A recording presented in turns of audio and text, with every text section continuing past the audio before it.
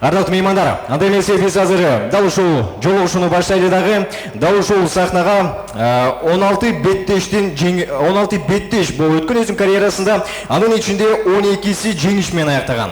Эми барыңыздар билгендей эле ACA лигасына учурда мушкер. Дүйнө жүзүндө бул ACA лигасы 3-чү орунда турат. Биринчи UFC, Bellator, андан кийин ACA. Эми дал ушул мырза 4 баланын атасы, эң мыкты инсан, ар дайым кыргыз элимде жүргөн инсанды бир коочолордон тойлоңуздар. Канат Келдибеков! Канат Келдибеков! Катырып чаппайлыбы. Жон рахмат. Эмесе Дасан мырзанын жанында өзүнүн менеджери, жакын досу Дасан Алиев мырзага бир кол чаап коюңуздарчы. Жон рахмат. Дасан мырза, кош келдиңиз. Ассаламу алейкум. Ассаламу алейкум.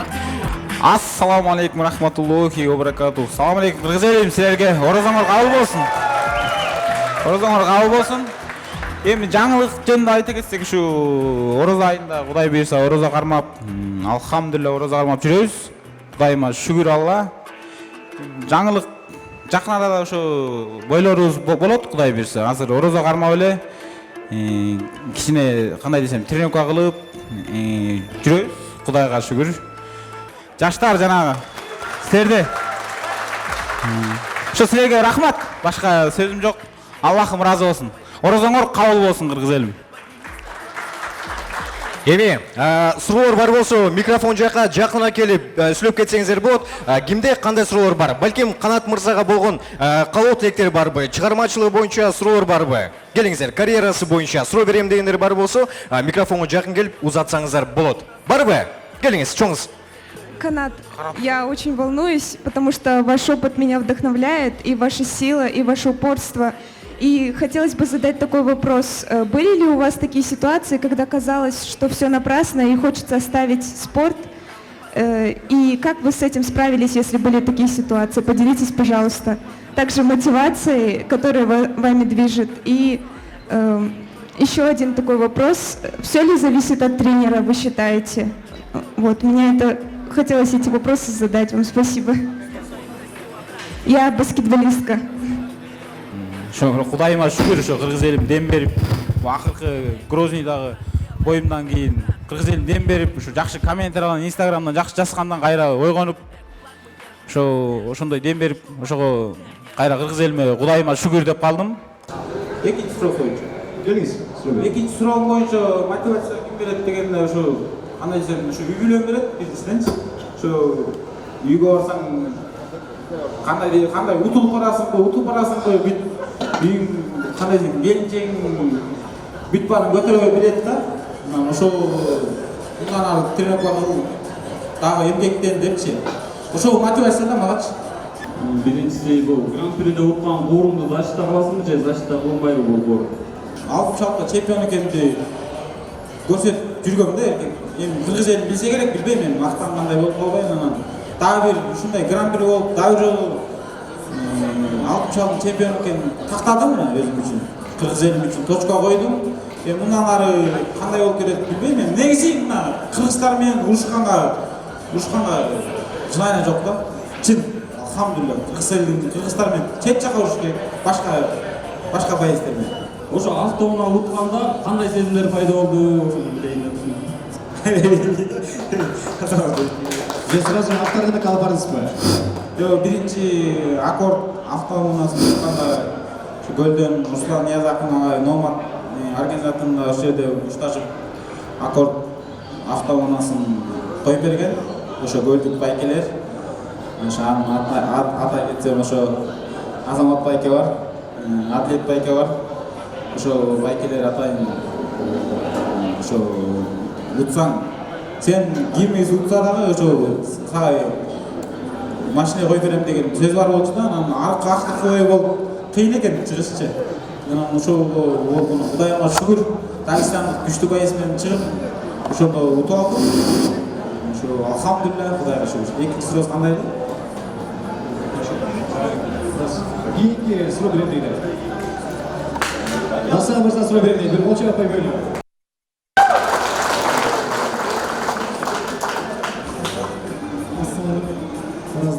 Assalamualaikum. Qanasan? Assalamualaikum hurmatli ko'rganlar. Bana keltirdiği razı olsun. Qanat do'stim. O'shada qanat do'stim.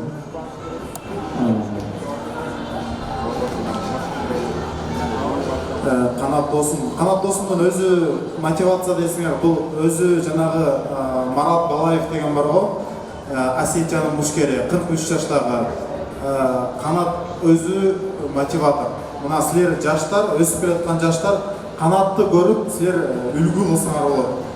Qanat азыркы учурда биздин 21-кылымдын баатыры деп айтсак болот.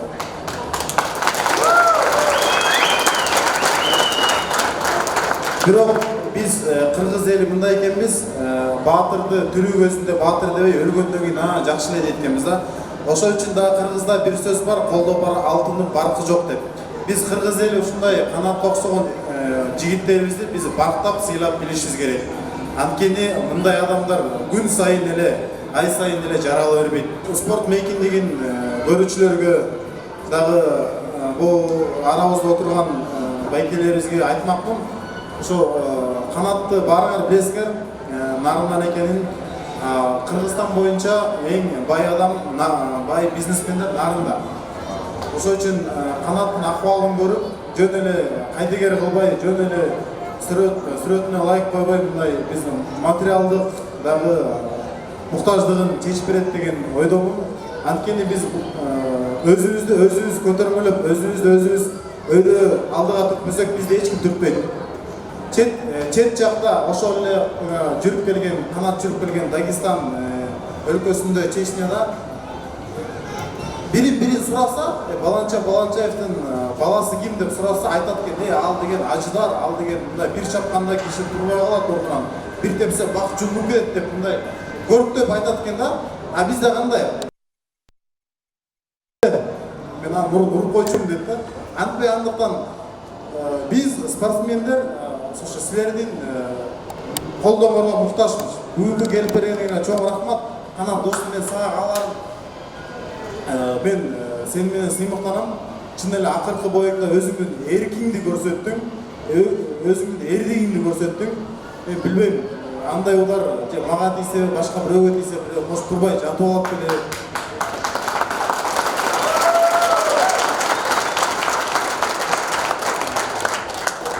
Ошондой досум, сынба эч качан. Ушундай баркты дагы көтөрө бил. Өз ушундай жөнөкөйлүгүн тайба, адамгерчилигиңен тайба.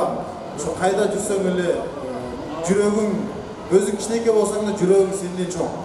Эми өзүңөр билгендей жана Марат Балаев деген боецти таанисиңер да. Эми орус мушкери. Ошо Марат айтканда өзү эске келип кетти да, ошо акыркы боюмдун кандай десем, боюмдун астында ошо Марат Балаев урушкан да. Ошону билсеңер керек бар. Калп айтпасам точно ошондой да. Ошо Марат Балаев урушкан, ошо мага да мотивация берди, кадимкидечи. Мага мотивация берди.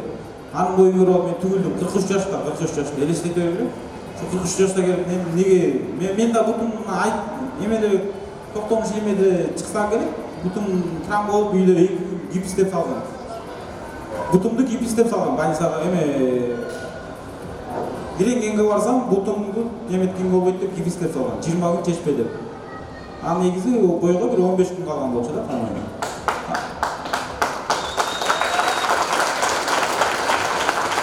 Ошо 15 күн, по-моему, гипстеп салгандан кийин 2 күндөн кийин чечип, ошо Марат Балаев мага мотивация берди.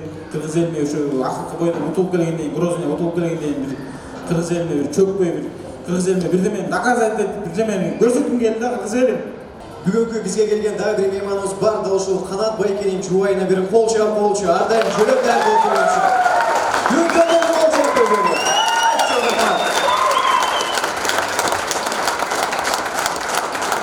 Башыңыз сизге.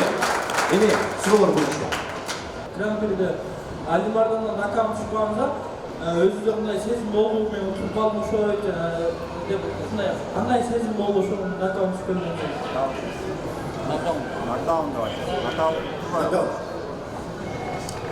Рахмат Инчек, ушу каалоо тилегиңе ушинтип жакшы ошо моменттер көрүп, ушинтип поддержка берип, ушинтип чын жүрөгүмөн бар электигиңе рахмат, Алла ыраазы болсун. Ал мезгилде айта кетсем мен мындай чагыштырып эчтеке мындай кыйын да, кыскасы кыйын. Кадимгидей түшкөндө Кудай дегенде озу эме ичимен айтып атам да, эми сыртынан Кудай дегенде эме сөз келди, тиип калды, точно тиип калды. Андай удардан мына дастан шашай кетип туруш кыйын. Негедир ушу кыргыз элимдин дуасы кабыл болду же кандай экенин билбейм ошо. Кудайыма шүгүр туруп кеттим да. Анын үстүнө да бокска барып, ошо бокста көп удар же ошонун айынан туруп кеттим го деп ойлойм да. Ошо Кудайыма шүгүр ошо туруп.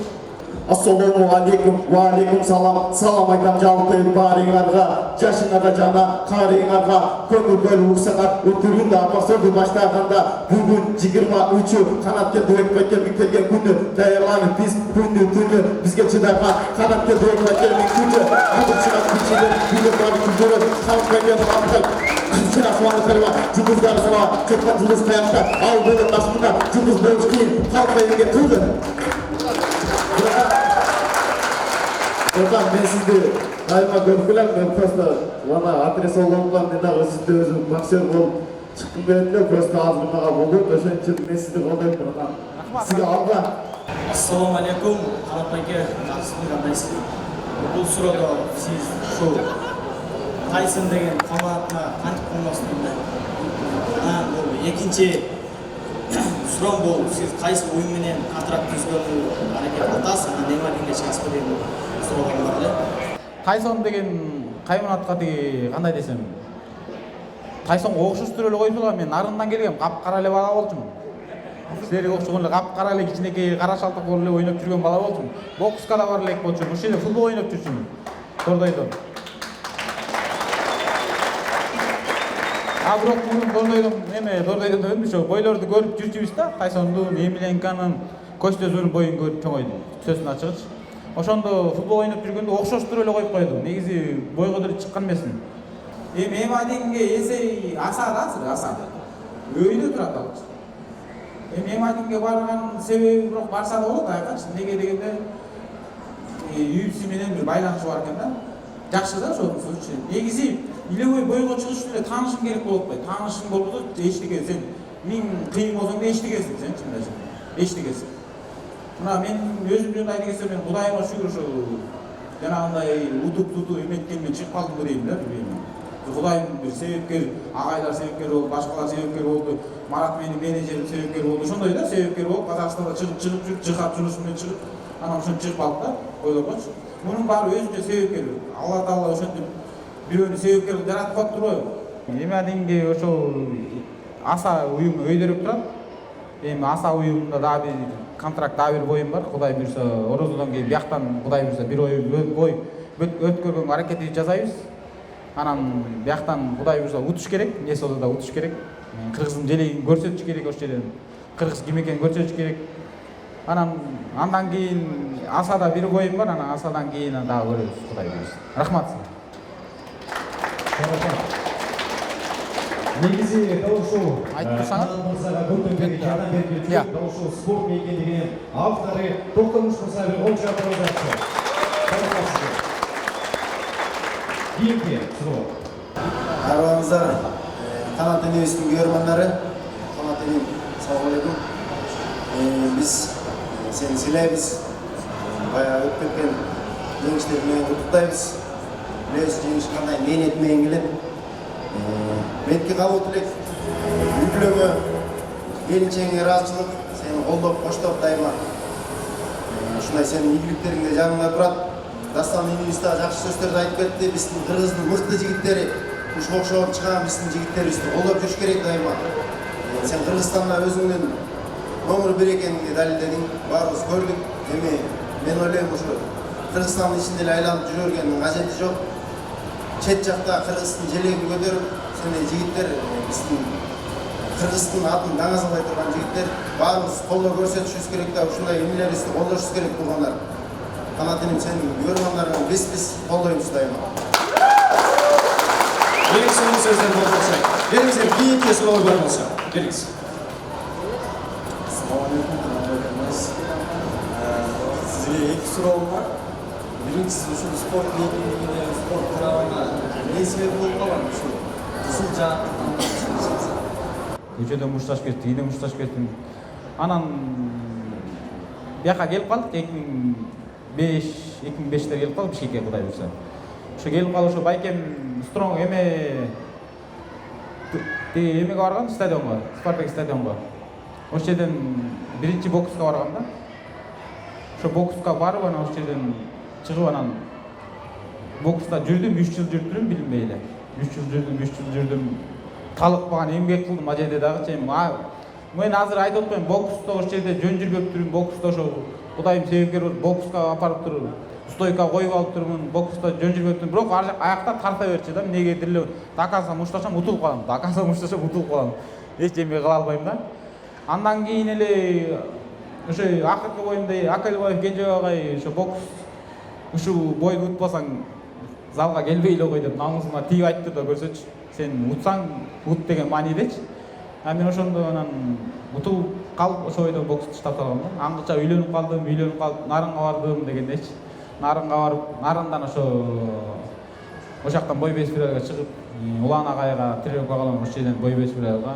Биринчи жолу чыкканда эле Кыргызстан чемпионатына чыгып турмун. Областтардан келет да, Кыргызстан чемпионатына. Мен деген байистер келет, тандалып. Анан ошондон эле мен чыгып туруп эле ошондон эле азыр ойлосом Алтынбек Мамашевди утуп салгам деп айта алам мен. Чын мактаныч эмес, утуп салгам убагындачы, 66-га чыккан кезде. Дагы кикбоксер немелер бар, биякта да доски азыр. Кимелер Авас беле эркекчечи. Айтыш керек, муну айтыш керек, Кыргыз элин билиш керек. Ошолорду утуп салып турмун азыр ойлосомчу. Ошо ойлосом мастер спорттор менен ошо кезде чыгып турмун да. Анан ошо Кыргызстан чемпионатында экинчи месттен алып, ошондон кызыгуу тарап, ошондон кеткен. Негизи эми Кыргызстанда Канат мырза ушундай бир популярдуу окуя болду эмес учурда. Анан кийин суроо келет. Мисалы азыр кайсы бир спортсменди көрүп калгандан кийин көпчүлүктөр спортсмен десең да жаман ой келет да. Спортик деп коет да, мисалычы. Балким бул жактары жаман тийип калышы мүмкүн. Кечирим сурайбыз. Бирок ушул жакта жаш отурган спортсмендерге кандай кеңеш бересиз? Сиздин оюңуз боюнча. Кандай кеңеш бергиңиз келет? Бул туура. Мисалы үчүн бокска барып алып, бир 2-3 ай бокска барып алып, боксерлордун баркын кетирет да, мисалы үчүн. Мен боксер депчи. Мен боксер, мен убагында бокска катышкам. Ал 2-3 ай катышкан эме боксер деп эсептелбейт алчы. Залга баргам деп эсептелет.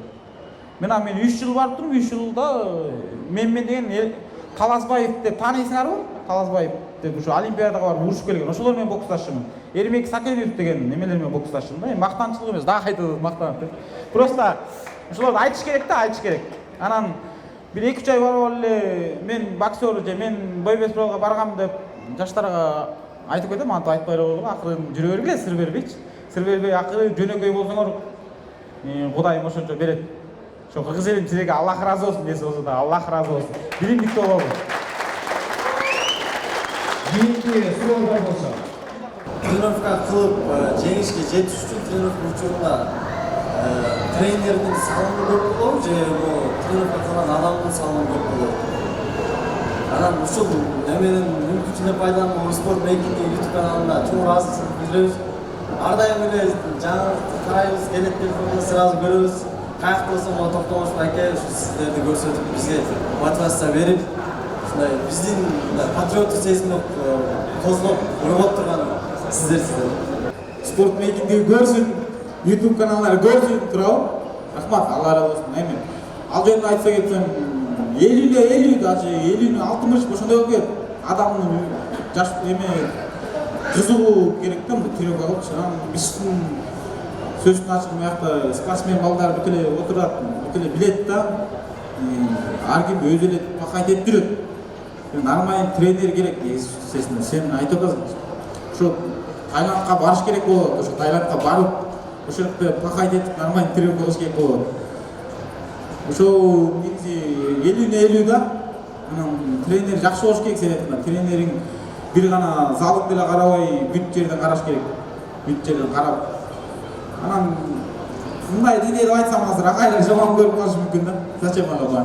Туруп, сүйлөп эле болобу? 50-50 түшүнүккө болобу казыр. Спорт мейкиндиги мына спорт мейкиндиги Токтомуш немечи? Токтомуш неме? Аллах ыраазы болсун, мына ушул Кыргыз элим силерге таанытып, ушул жерге отурганыма себепкер ушул. Бул да Кудайым себепкер, айтып атпайм мен. Кудайым себепкери. ана өзі милдет кылбайт азыр мен мындай кылдым мен тиндей кылдым деп бир гана Алла ыраазы үчүн дейт болду эркекчи анан ошо спортмейкиндеги мына токтом шиниме рахмат Алла ыраазы болсун десем эле мына токтом шиним өзү түшүнөт калган тереңи бар да буякта анан зачем мен анча мынча сүйлөй бергем эмне кереги бар түшүнөт болду Келиңиздер, кийинки суроо бар болсо. Ассаламу алейкум. Дос мен Сабир суроо. Сен менен ушу кичинекейден бери чогулушканбыз эсимде, бирок бир мен ойлоп келип, канча жашыңа спортко келдиң эле?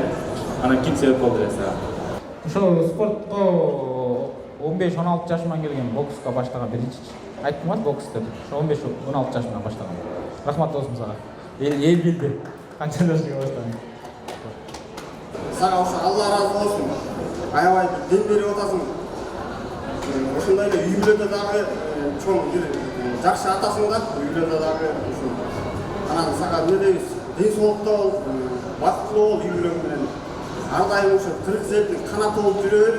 Биз сени мененбиз, ар дайым сени колдоп беребиз, колдой беребиз дагы. Кудай буюрса, келерки бойлооңдо ийгилик жарат. Буюрса сени мененбиз. Алла ыраазы болсун. Ардактуу меймандар, келиңиздер, бир аз суроону кыскартып, бир 5 суроо ушул жактан тандап берели. Кызыктуу, кыска нуска жакшы суроолордон келиңиз. Ассаламу алейкум, айке. Сиздин азыркы учурда тренериңиз ким жана кайсы залга кыласыз? Жаман неудобный суроо бердик, точкачы. Спортсмендер билет кимге тренерчи. Ошо рахмат, боецке барып атам, ошо кыратып келе жооп берейин билбейм. Эркекче.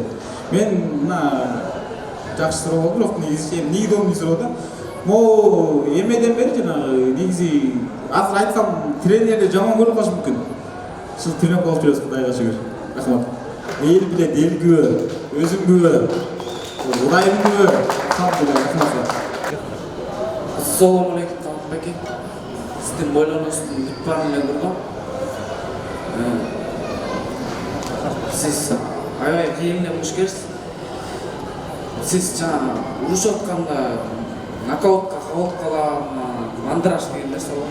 мандраж коркуп жана эми ал жакшы сен жакшы суроо айттың ал илебой киши да болот мен деген боецтер да болот мен жанагы ошондуктан айтып атпайм жана элдер эми туура эмес ак көз бар кара көз бар айтып атпаш керек кыйкырып өкүрүп өзүмө дух берип алам мен жанагы кыйкырып өкүрө берем го ар жактан эме өзүм дух берип атам да анан соперниктерди көрүп калып өзүнө жүрөбүз экен Өзүм дух берем да кыйкырып өкүрүп. Кийинки суроо бар болсо. Assalamu alaikum, саламатсызбы, Канат байке. Мен сизге бир суроом бар эле. Азыр Кыргызстанда балбардагы бар элечи, боецтердин барычы. UFC'ге почти даяр эле да. Качан UFC'ге чыгасыз? Жана ким Кыргызстандын боецтеринен UFC'ге ким даяр? Ошого жооп күтөм. UFC'ге биздин Кыргызстанда кайсы мушкерлер даяр дейт? Даяр эми могу жерден азыр кандай десем эсибиби жасабы жок Ахматтын эмесин алып салам момок деп коет момок врачка кубаныч алып салам ошо врачка өтүп катуу күчтүү бала болчу анан тамаша бетинде Дастан Шашеев даяр го дейм тамаша достуштан тамашалап жүрөбүз просто эми ал кандай десем UFC'ге тааныш керек сен айткандай менеджер керек биздин менеджерлер бой таап берет сөзүн ачык Марат убатса күбө болсун бизге бой эле таап берет бизге эчтеке кылбайт ошол үчүн менеджер деген Америка өстүрүш керек Америкада ошол бүт баарын карайт да тамак аш тиги жеген бегендер биздин менеджерлер азыр агаларга да Кудайыма шүгүр алар бизге бой таап берет мына могу бойго чыгасың анан биз барган немелерин бүт тиги жактан эмелер ошо ар кел жакты салат акча билет бүт баарын салат ошол жактан жеген немелерин бизге Марат менеджерим мага бой таап берет да болгон ошол анан ошо жакшы менеджерлерден таап Тайландга барыш керек да Саят деген казак менеджери бар. Катуу менеджер. Мына мен көрүп атасың, Рафаэль Физиевди да чыгарып атат. Бирок акыркы бойду эме Инстаграмдан сүйлөштүк. Акыркы бойду көрдүм дейт да ошо менеджерчи. эми ал бир кара Кудайым бирок барып ошол жерден Таиландтарга барып ошол жактан менеджерлерге ал эле эмес башка менеджерлер келет. Ошол жакка барыш үчүн байкелерди табыш керек. Ошо байкелерди таап барып ошол Таиландка барып сбор кылып келиш керек. Сбор кылып ошол жактан чыгыш керек бир бала. Билбейм эми кааныш керек да андай жерден. Мен биле албай атпайм ошонучу. Ошо Марат алып эле чыгып атам сөздүн кыскасы. Рахмат Маратка. Аллах разы болсун Марат Улгатовна. Учурда Тасанан Ишакшеев суроо берем дейт азыр. Келиңиз. Эмки боюңузду качан көрөбүз? 22-июнда сапайлык такталып алат азырчы. Сүйлөшүүлөр болуп атат. Кыргыз элин күтүп атат дегендейчи. Кыргыз элиме рахмат. Кыргыз элим ошо 22-июнда Кудай буйрса жакшы дуаларды берсеңер Кудай буйрса ошол жерде Кыргыздын желегин көтөрүп, дагы бир Кыргыздын желегин жабынып алып, ары бери кыйкырып өкүрүп утуп алып ошо ары бери Кыргыздын эме иликти айлангым келет. Кыргызстан алга, алхамдулилла. Кудай буйрса. Ассаламу алейкум Кыргыз элим. Ошо биринчиден баарыңарга рахмат айтабыз. Ошо келип бергениңерге. Анан бир нерсени баса белгилеп айтып кетели. Ошо бул нерсе бул иш-чара 3 күн мурун эле айтылды да. Биз деле мына билбейбиз ушунун Кубаныч деген Куба досубуз ушинтип ушул Азия болду. Менеджерлер менен сүйлөшүп ушундай сунуш бар экен. Кандай карайсың деп канат ушинтип эметип. 3 күн эле болду да. Негизи мындай нерсеге бир ай чогулат да, бир ай айтып, афиша кылып ушунча эл 3 күн ичинде ушунча эл жол бергенине рахмат. Чындап көргөндөр ошо баарыңарды ошо түштүк түндүк болобу, Баткен, Нарын, Көл, түш Жет областынын бүт элдерине бүт баарыңарга рахмат. Ошо канат Кудайым колдоп жүргөнүгө. Мен канат менеджерим дейт негизи. Современный тил менен айтып коет. А мен досубуз ошо 2005 Ордого көчүп келгенден бери ошо бир жерде чоңоюп ошондон бери доспуз да. Современный тил менен айтканда менеджер деп коет эми. Спорттон чоң кошумчалап кетсем ошо жана Инстаграмда отуруп менин менеджерим, досум бир четичи. Ошо кол чапкыла айланып, кол чапкыла. Силерге бүт комментарийлерге жооп берип аткан ушу менеджерим колунан эчтекелер келбейт мындай. Акчасы жок деген мааниде айтып атам эчтеке мындай. Простой, жөнөкөй, карапайым бала. Анан ошо Инстаграмдан ушул отуруп, ушул досум экөөбүз киребиз Инстаграмга сөздүн кыскасы. Ушул жооп берип атат. Кыргыз элим, жаштар, кол чапкыла. Рахмат досум. Анан дагы жакшы эмелер үйрөнөбүз Кудай буйрса. мына Дордойдо ушундай новостройкада карапайымдардан көп ушундай кыйын балбандар чыгат экен да, карапайым жерденчи. Анткени карапайымдар дайым мындай мотивация алып, мындай ушундай ийгиликке жетем деп жүрөт экен да. Ошо канатты кичинекейден бери биз чогуу эле чоңоюп, ошо базарда тачка түртүп, охранада иштеп ушинтип эле чоңойгонбуз да, мындай квартирада жашап. Анан канаттын ушу жашоо болгон эмеси, кандайсы умтулуусу, мындай ошого да спортко жардам берди го дейм, мындай тырышып, кайсы жерде тазалыкта иштейби, таксовать этип, дайым мотивациясы бар да, ошо баарыңарга үлгү болсун. Анан көп айтат да, мындай условия болуш керек обязательно депчи мындай. Мындай условия деле болгон жок, мына карапайым, дагы эле үй бүлөм деп ошо Кыргыз элин үйүн жазып атам деп машина присутствияда бүт үй бүлөсүн ойлогон адам да булчу. Ошо азыркы жана ошо машинаны ачык айтканда ошо гран-при уткан сатып ошо үйүнүн ичин бүтүрдү мындай айткандачы. Анан ушундай бизде эле карапайым адам, ошо кадимки эле новостройкада ошондой чоңоюп өскөн адам, живой мотиватор да. Көбүнө мотивация бериш керек мындай айткандачы. Мына спорт эми бул 1-2 ай, 1 жыл даярдатат эми кылып коюп эле анан өсүп кетиш эмес да. Дальше ошо менен жашап. Эми буюрса ошо Таиландка өтүп атабыз, эл коюпчу ошо Таиландка баруу үчүн жакшы демеушүлөр керек, колдоп коштопчу.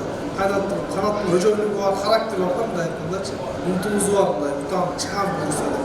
Сен коюпчу ошого жакшы демеушүлөр колдоп берсе буюрса жакшы ниеттерибиз бар да.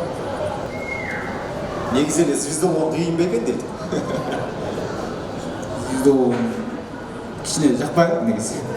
Жөнөкөй эле болуп жүрө бериш керек экен, акырын сырбезбейли элдин арасында элечи. Эми жакшы суроо болду.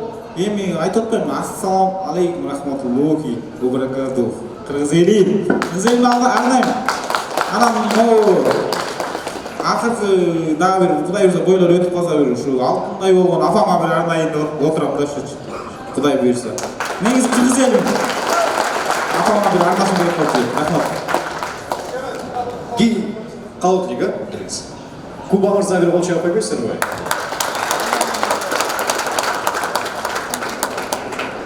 Салам алейкум, урматтуу конокторлор. Канат досум, Дастан досум, Токтомуш. Негизи Байестин бул биз карапайым эл бойдо эле көрөбүз негизичи. Бойдун артында көп иштер бар негизичи. Ошол канат досумдун артында ошо бойго чейин даярдыгы, эмне деген нерв, эмне деген акча, эмне деген тер кетет. Ошол убактарда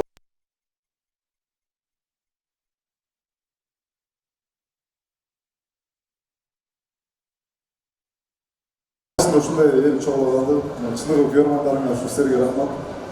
Байке биякта байкелер деген Талас байкеге да чоң рахмат сизге, терең ыраазыбыз. Ушул Азия Молдун руководствосуна, Азия Молдун маркетологторуна чоң рахмат.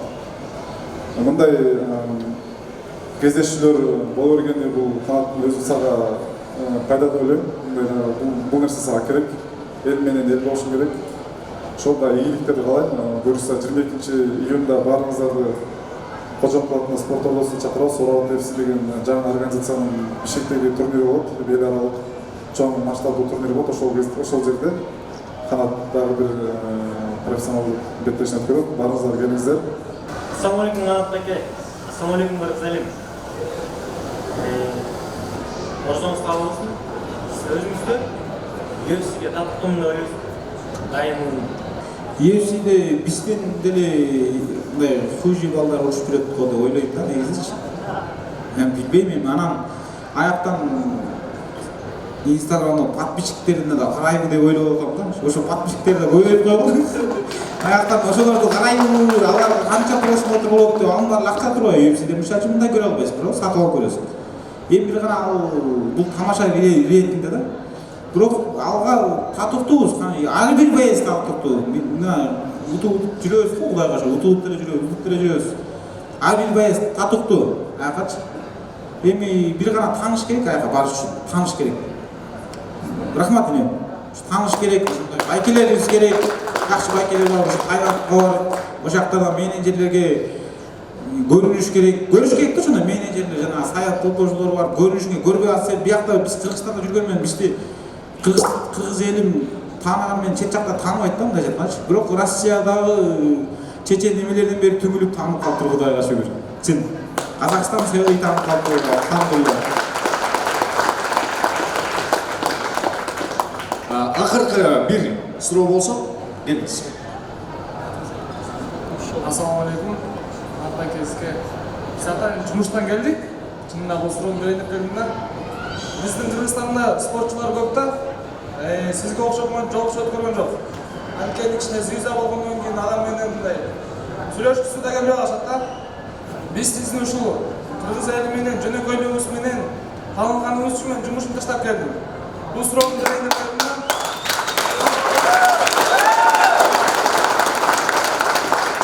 Анткени деген мен өзүм UFC боюнча кондорду жакшы көрөм да. Биздин Кыргызстандын арасынан буга чейин эч ким жакшы көрбөчүмүн. Акыркы боюңуз могу Алимардан менен уруштуңуз. Мен ойлодум, нокаут түштү эле Тырбай Тайсон байкебиздерчи. Утуп калды деген үмүт жок болчу да. Анан ошол жерден захват калганыңызда бир какой-то бир эме келди. Канат байке жөнөкөйлүгүңүз менен жеңиңиз окшойт дейм да. Аллахым берем деген адамга жөнөкөйлүк менен берет дейт да. Анда бир жакшы нерсе айтып кетейин, мотивация беребиз деп атасыз жаштаргачы. Мен да өзүм 2 жол бой өткөргөм. Кыргызстандын ичинде бир өзүм Москвада. Мотивация алам деп, если мен сиздин жаныңызга барып тренировка кылсам болобу, жана мотивация бере аласызбы? Айбир болсо келиңиз.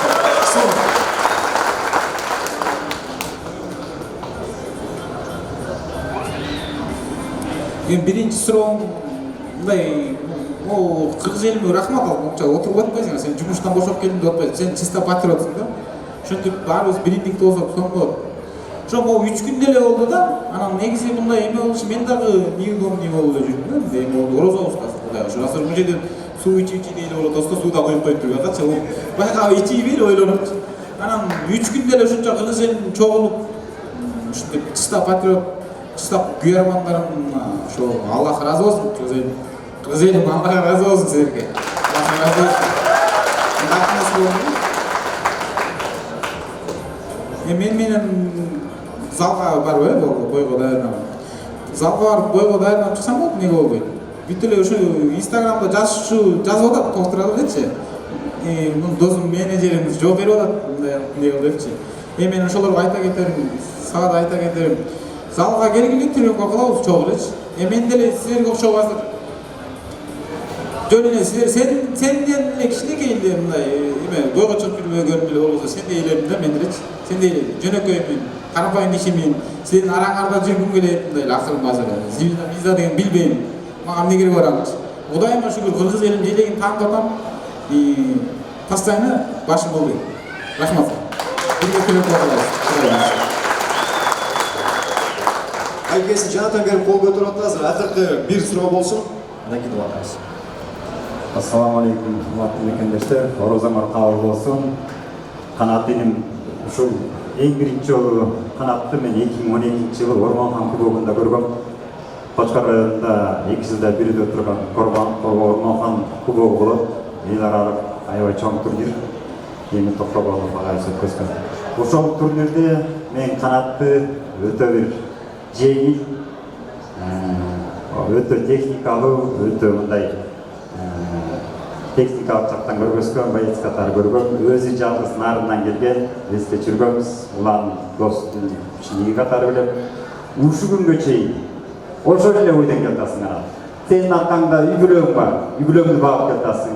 Ата энең бар, кыргыз элинде дайыма сүйлөйсүң. Мен ушул Қанат жана ким дастан айтып өткөдү, сен өзүң мотиваторсуң депчи.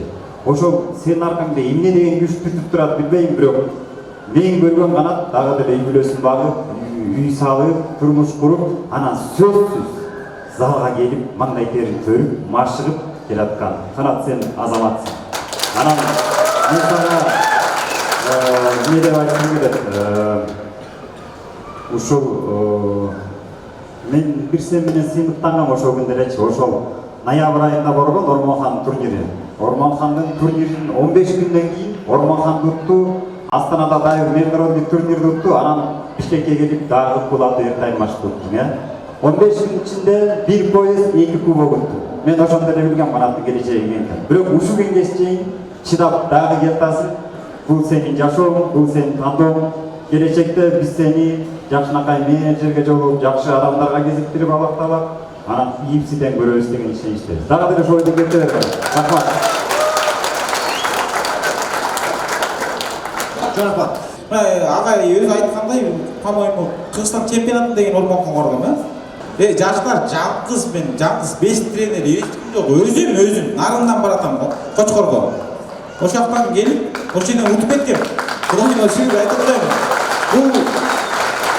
Бул менин кызыгым экен да, спорткочу кызыгым. Жалгыз баратам. Буторган братарым бар, сөзүн ачкан буторган братарым болуп, ошол жерден таксиге түштүк беле, бир машина, билбейм, ошентип барганбыз. Барып ошол жерден бойго түшүп турабы? Ошол жерден профессиональный бой болчу, бирок профессионал акча бергенсиңер, турабы? Акча бергенсиңер. Сөзүн акча бергенсиңер.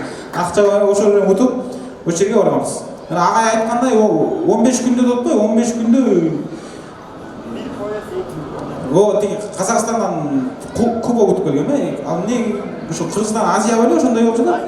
Азиядан утуп келген кубок. Анан жолдон келгиче эле аралыгын ютубта да болуш керек, 10-15 күн.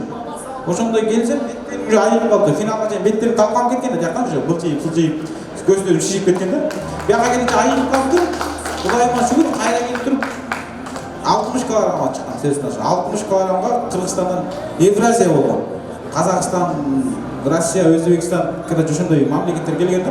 Ошондон утуп чыгып 60 килограммдан биринчи местен алып, куур алган. Азыр үйдө турат. 2012 жылкы куур. Евразиянын кууру, алхамдулилlah. Ошол өзүмдүн ошондой десем, кандай десем, өзүмдүн ушундай кызыгым бар экен да. Ошо кыргыз элим силердин дуаңарда кабыл болуп атат азыр. Рахмат силерге ушул. Баарыңарга Аллахым ыраазы болсун кыргыз элим. Рахмат силерге. Жонапат. Эмесе, биз дал ушул жолугушууну бир аз жыйынтыктайлы азыр акыркы бир сөздү дал ушул спорт мелкиндегенин автору Токтомуш Байкеге сөздү берейин. Андан кийин улантабыз. Ассаламу алейкум, кадырлуу кыргыз элим, ушул жерге келген жаштар, агалар, барыңыздарга салам. Ушул кечени уюштуруп жатканын себебин бирден бир айта кетейин. Жакшылык иштер жугумдуу болот дейт. Себеп дегенде ушинтип Кубаныч мырзага дагы чоң рахмат. себеп дегенде эл менен ушинтип мушкерлерди бириктирип бир муштундай болуп жатабыз. Анан көптөр эле суроо берет, буга чейин элечи кыргыз жигиттери UFC'ге барып мушташса болобу, же болбосо One FC'ге депчи. Кыргыз деген океандын аркы бетинде UFC'nin чокусуна чыга турган жигиттер, бирок бизге команда керек да. Эмне үчүн ушуну уюштуруп жатабыз? Себеп дегенде ушундай ар тармактан колдоолор керек. Мына Кубаныч өзүнүн колунан келген иш аракетти кылып колдоо көрсөтүп атат. Дастан ага отурат. Бул дагы өз колунан келип атат. Колдоолорду көргөзүп атат да. Биз Кудайым буйруса бир мушкерди сен качан UFC'ге чыгасың, же болбосо башка организациядан ийгиликти багындырып келесиң деп, биринчи ошого бардыгыбыз түрткү болуп жардам беришибиз керек. Команда болушубуз керек. Дарыгер жагынан, менеджер жагынан, продюсер жагынан, бардык тармагынан колдоо көргөзүш керек. Анан айтат элем да, биз кыргыз бардыгыбыз бир ададан таркаган балабыз да. Анан эң негизгиси кокту колотко, сай-сайга бөлүнүп, сен бул жакка барба, сен тигил жакка барба, сен бул баланын тигинин баласысың, сен бул баласысың дебей, биз бардыгыбыз биримдикте колубуздан келген жакшылык иштерди кылышыбыз керек. Жакшылык иштер менен биз бийиктиктерге жетебиз. Ошондуктан биздин күчүбүз ынтымак жана биримдикте. Ушул жерлерде келип отурган биздин жаштарыбыз да ушул агаларын көрсө, кылып аткан иштерин көрсө, келечек жаштардын колунда дейт. Кудайым буйруса ушул жаштарыбыз көп чоң ийгиликтерди багындырат. Ушул жерде отурган мынакей Талас Бегалиев агабыз отурат, Дастан Али Шаршеев агабыз отурат. Ушул жигиттер мынакей кыргызымдын өз башы эмес, керт башты болуп кыргыздын башы үчүн күйүп жанат.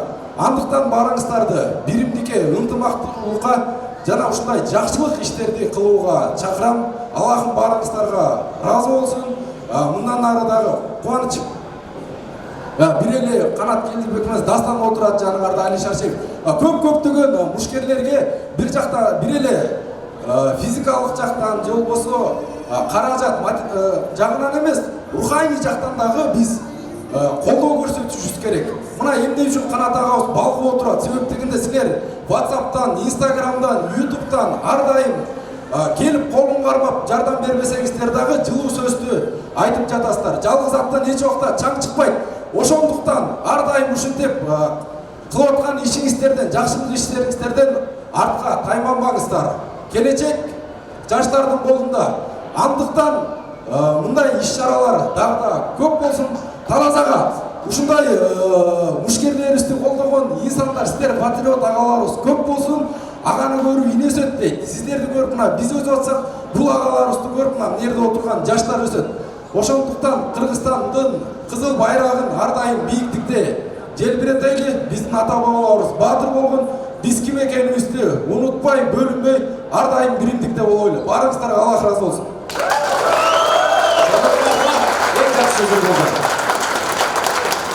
Ардактуу меймандар, дал ушул Азия Молдун администрациясын азыр бул жакка чакырайын. Азыр эже бул жакка чыгарып койсоңуз болчу. Бүгүнкү дал ушул жолугушууну уюштурган үчүн азыр эжебизге чоң рахмат айталы. Ушул Канат байкени чакырып, буюрса азыр сертификатты тапшырабыз. Чоң рахмат, кутмандуу кечиңиздер менен. Куш келипсиздер биздин Азия Мол соода борборубузга. Жана сизди Канат көргөнүбүзгө абдан кубанычтабыз. Администрациянын атынан сизге ыраазычылык кагазын беребиз.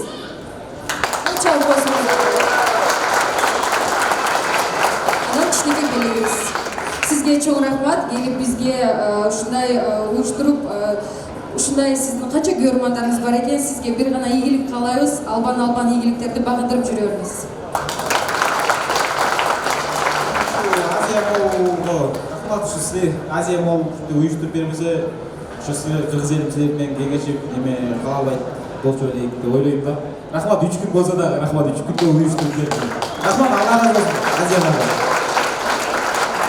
Ардактуу меймандар, дал ушул акыркы сөздү азыр Талас Бегалиев агабызга сунсам, келиңиз. Агай, жакшы сөздөрүңүздү айтып, балкаңызды берип койсоңуз болот. Жакшы сөздөр айтылды. Азия Молго чоң рахмат.